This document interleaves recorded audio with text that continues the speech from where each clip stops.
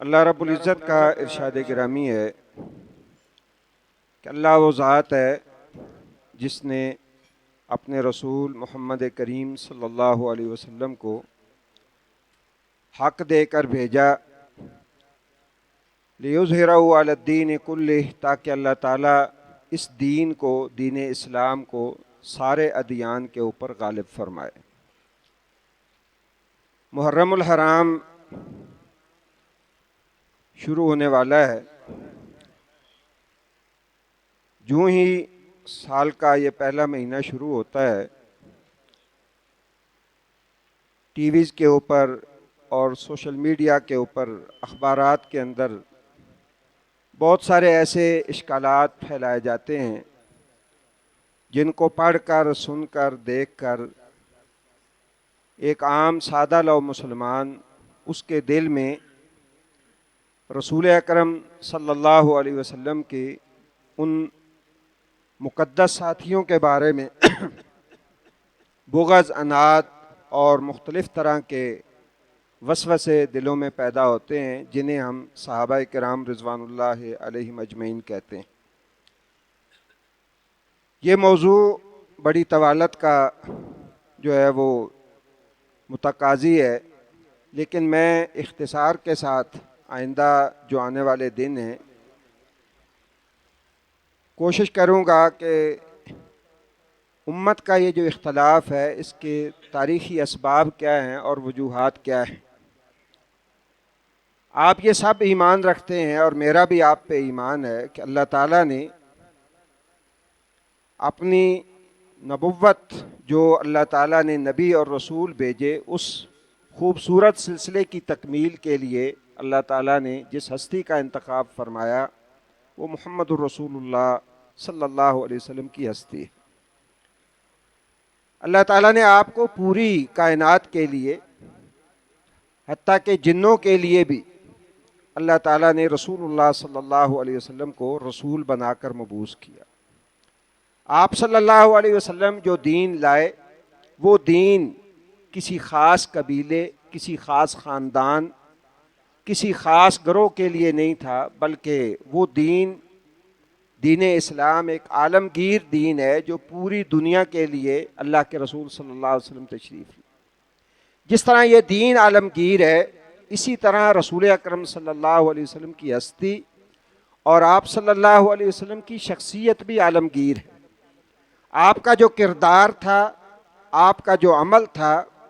وہ یہ نہیں تھا کہ چند لوگوں کے ساتھ اللہ کے رسول کا رویہ محبت والا، پیار والا، اور باقی لوگوں کے ساتھ اللہ کے رسول کا رویہ مختلف، بلکہ کوئی ادنا سے ادنا آدمی بھی اللہ کے رسول کے پاس آتا، آپ کا اس کے بارے میں بھی، اس کے ساتھ بھی وہی اخلاق، وہی رویہ ہوتا جو کسی بڑے آدمی کے ساتھ ہوتا تھا۔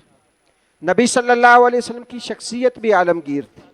اللہ تعالیٰ نے مکہ مکرمہ کی سرزمین کا انتخاب فرمایا، اور یہ اللہ تعالیٰ نے از خود اس کا انتخاب فرمایا۔ اس زمین کا یہ کوئی اتفاقی بات نہیں تھی کہ نبی صلی اللہ علیہ وسلم مکہ میں رہتے تھے اور اللہ تعالیٰ نے آپ کو نبی بنا کے مبعوث کیا، بلکہ اللہ تعالیٰ نے اپنی حکمت کے تحت، جو صرف وہی جانتا ہے، اللہ تعالیٰ نے اس سرزمین کا انتخاب فرمایا۔ یہ ہمارا ایمان ہے مسلمانوں کا کہ نبوت جو ہے نہ یہ کسبی ہوتی ہے، نہ خود بخود کوئی شخص جو ہے وہ اپنی مرضی سے نبی بن جاتا ہے، بلکہ اللہ تعالیٰ نے خاص عنایت کے ساتھ رسول اللہ صلی اللہ علیہ وسلم کو منتخب فرمایا۔ بلکہ نبی صلی اللہ علیہ وسلم کی ایک حدیث کا مفہوم بھی یہ ہے کہ میں کتنی نسلوں سے ہوتا ہوا اللہ تعالیٰ نے مجھے نبوت کا جو ہے وہ تاج میرے سر پہ رکھا۔ ابراہیم علیہ السلام سے لے کر اسماعیل علیہ السلام، پھر آگے آپ کی اولاد جو ہے، وہاں سے گزرتا ہوا فرمایا میں اللہ کا نبی بن کے تمہارے پاس آیا ہوں۔ تو اللہ تعالیٰ نے ان سارے سلسلوں میں رسول اللہ صلی اللہ علیہ وسلم کی حفاظت فرمائی، بلکہ آپ نے فرمایا کتبت نبیا والآدم بین الماء والطین، میں اس وقت سے اللہ نے مجھے نبی لکھ دیا تھا جب ابھی آدم علیہ السلام کی مٹی کو گوندا جا رہا تھا۔ تو ہمارا یہ ایمان ہے کہ رسول اللہ صلی اللہ علیہ وسلم اپنی مرضی سے اس دنیا میں نہیں آئے، بلکہ اللہ تعالیٰ نے آپ کا انتخاب فرمایا، جس زمین پہ آپ تشریف لائے اس زمین کا اللہ تعالیٰ نے انتخاب فرمایا۔ بالکل اسی طرح نبی کریم صلی اللہ علیہ وسلم کے لیے اللہ تبارک و تعالیٰ نے ساتھیوں کا بھی انتخاب فرمایا۔ جو لوگ رسول اللہ صلی اللہ علیہ وسلم پر ایمان لائے، جنہیں ہم رسول اللہ صلی اللہ علیہ وسلم کے صحابہ کہتے ہیں، یا آپ صلی اللہ علیہ وسلم کے جو اہل بیت تھے، آپ کے جو رشتہ دار تھے، وہ بھی اللہ تعالیٰ نے منتخب فرمائے۔ سیدنا علی المرتضیٰ کو اللہ تعالیٰ نے رسول اللہ صلی اللہ علیہ وسلم کا چچا زاد بنایا۔ ابو بکر صدیق، عمر فاروق، عثمان غنی کو اللہ تبارک و تعالیٰ نے رسول اللہ صلی اللہ علیہ وسلم کا ساتھی بنایا۔ وہ اپنی مرضی سے اسلام نہیں لے آئے، اپنی مرضی سے جو ہے وہ اللہ کے رسول کے ساتھ نہیں جڑ گئے، بلکہ اللہ تعالیٰ نے اپنی منشا کے مطابق انہیں رسول اللہ صلی اللہ علیہ وسلم کا ساتھ نصیب کیا۔ تو ہمارا یہ ایمان ہے کہ نبی صلی اللہ علیہ وسلم کے صحابہ بھی اللہ کا انتخاب ہے جو اللہ تعالیٰ نے رسول اللہ صلی اللہ علیہ وسلم کو عطا کیا ہے۔ یہ دین بھی اللہ تعالیٰ کی مرضی کا ہے، اور رسول اکرم صلی اللہ علیہ وسلم بھی اللہ تعالیٰ کی مرضی سے تشریف لائے ہیں، اور آپ کے جو ساتھی تھے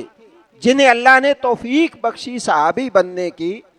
وہ بھی اللہ تعالیٰ کی مرضی سے آئے۔ میں اور آپ، ہماری قسمت میں نہیں تھا، ہم اس دور میں نہ پیدا ہوئے، نہ اس سرزمین میں پیدا ہوئے، اللہ تعالیٰ نے ان کا خاص انتخاب فرمایا۔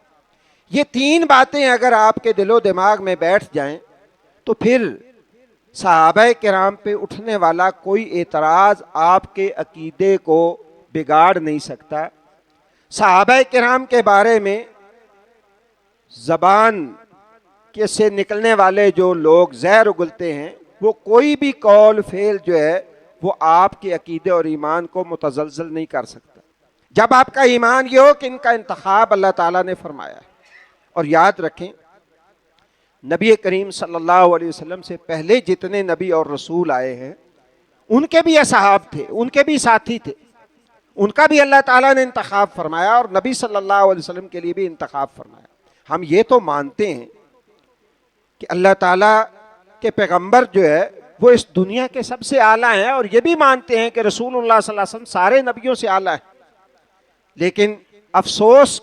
کہ ہم یہ تسلیم کرنے کے لیے تیار نہیں ہوتے کہ اگر رسول اللہ صلی اللہ علیہ وسلم سارے نبیوں کے سردار ہیں تو آپ کے ساتھی باقی نبیوں کے اصحاب سے